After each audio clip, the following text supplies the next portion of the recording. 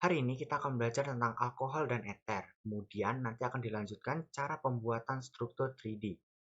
Nah, sebelum kita masuk ke tentang alkohol dan eter, kita akan membahas terlebih dahulu tentang gugus fungsi. Apa itu gugus fungsi? Nah, gugus fungsi adalah gugus atom-atom yang menentukan sifat khas senyawa karbon. Nah, berbagai reaksi kimia senyawa karbon dapat terjadi pada atom karbon atau atom lain yang terdapat pada gugus fungsi. Nah, di sini beberapa gugus fungsi yang ada yaitu ada alkohol, eter, aldehid, dan keton. Nah, di sini juga ada asam karboksilat, eter, dan amina. Gambarnya seperti di sebelah ya, gugus fungsionalnya. Nah, kemudian kita masuk ke apa itu alkohol. Nah, di sini alkohol yaitu gugus fungsinya, nah, gugus hidroksilnya itu adalah OH. Nah, rumus alkohol yaitu ROH, gugus fungsi yaitu OH. Nah, bagaimana alkohol? Pembagian alkohol berdasarkan letak gugus OH pada rantai karbon. Nah, alkohol primer 1 derajat ialah alkohol yang gugus OH-nya terikat pada atom karbon primer 1 atom karbon primer yaitu. Kemudian kedua alkohol sekunder 2 derajat ialah alkohol yang gugus OH-nya terikat pada atom C sekunder, dan yang ketiga itu alkohol tersier 3 derajat ialah alkohol yang gugus fungsinya OH-nya terikat pada atom C tersier. Nah, di sini adalah gambarnya dari alkohol primer 1 derajat dan alkohol sekunder 2 derajat dan alkohol tersier 3 derajat. Kemudian berdasarkan jumlah gugus OH-nya yang terikat pada rantai karbonnya. Ya, alkohol monovalen atau alkohol yaitu alkohol yang hanya memiliki satu gugus OH. Nah, kemudian alkohol polivalen yaitu alkohol yang memiliki gugus OH lebih dari satu. Jika memiliki dua gugus OH, dinamakan alkanadiol. Jika memiliki 3 gugus OH, dinamakan alkanatriol, dan seterusnya. Nah, kemudian di sini ada etil alkohol atau etanol. Nah, di sini juga ada 1,2 etanadiol, itu nama iupaknya. Kemudian nama trivalnya itu etil glikol. Nah, di sini juga ada 1,2,3 trihidroksipropana atau gliserol. Nah, kemudian kita masuk ke tata nama alkohol. Nah, secara trivial, alkohol disebut alkil alkohol sehingga dalam pemberian nama alkohol selalu diawali dengan nama alkil diikuti kata alkohol.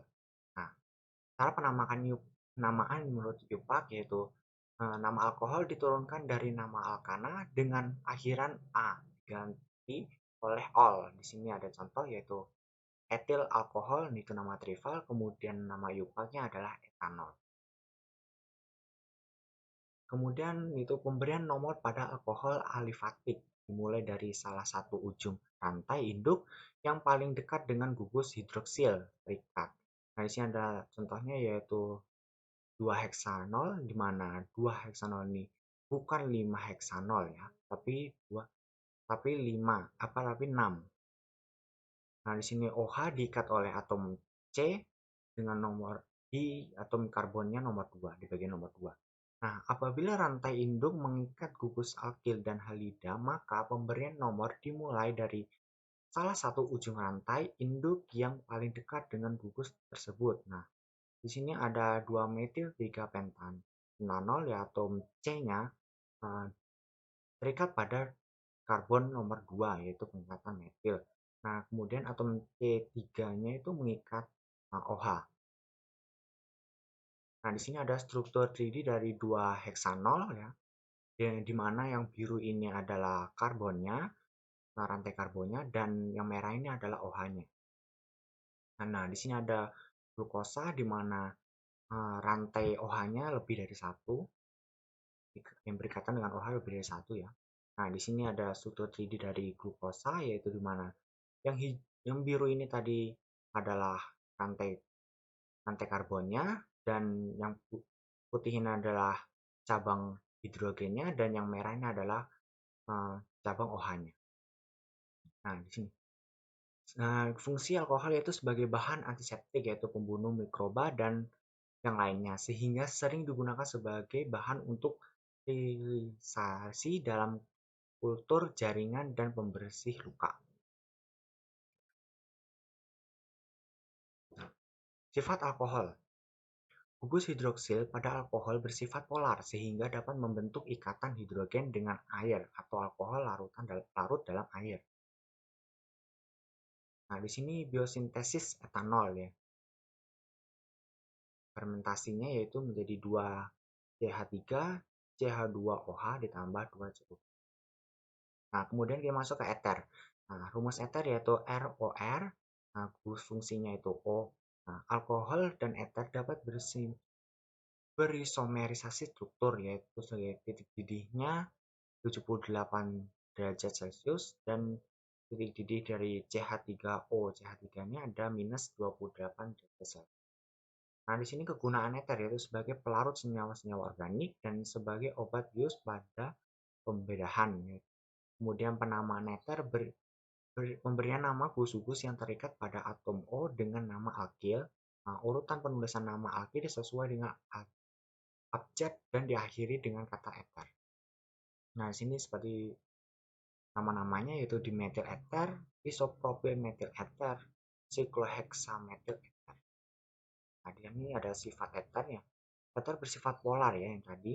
Perbedaan elektronegatifan antara di sini ada OH ini perbedaan elektronegatifannya, maka alkohol lebih polar daripada eter. Di sini dapat dilihat yaitu OH itu lebih polar dibandingkan eter yaitu OC. Di sini eter. Nah, eter juga dapat membentuk ikatan H sehingga dapat larut dalam air. Kelarutannya lebih kecil daripada alkohol.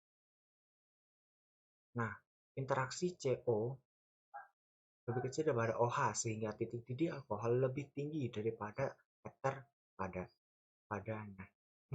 padanya.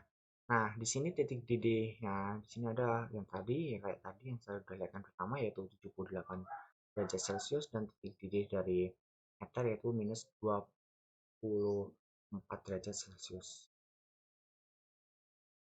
Nah, pembuatan eter. Umumnya eter dibuat secara komersial melalui dehidrasi alkohol dengan katalis asam atau dengan sintesis Williamson. Nah, dehidrasi alkoholnya seperti ini. Nah, kemudian masuk sintesis Williamson-nya. Nah, di mana RO di sini akan mengikat R di sebelah X ini, kemudian X akan terpisah menjadi ROR plus X admin. Nah, di sini ada contohnya yaitu Na isopropoksida dan metil iodida menjadi metil isopropil eter. Dan di sini ada reaksi eter. Eter merupakan senyawa yang cukup tahan terhadap reaksi kimia. Dia dapat dioksidasi dengan oksidator anorganik. Nah, reaksi dengan O2 membentuk hidroperoksida. Nah, di sini ada hidroperoksidanya strukturnya. Nah, sekian. Nah, kemudian kita akan lanjut ke pembuatan struktur didih.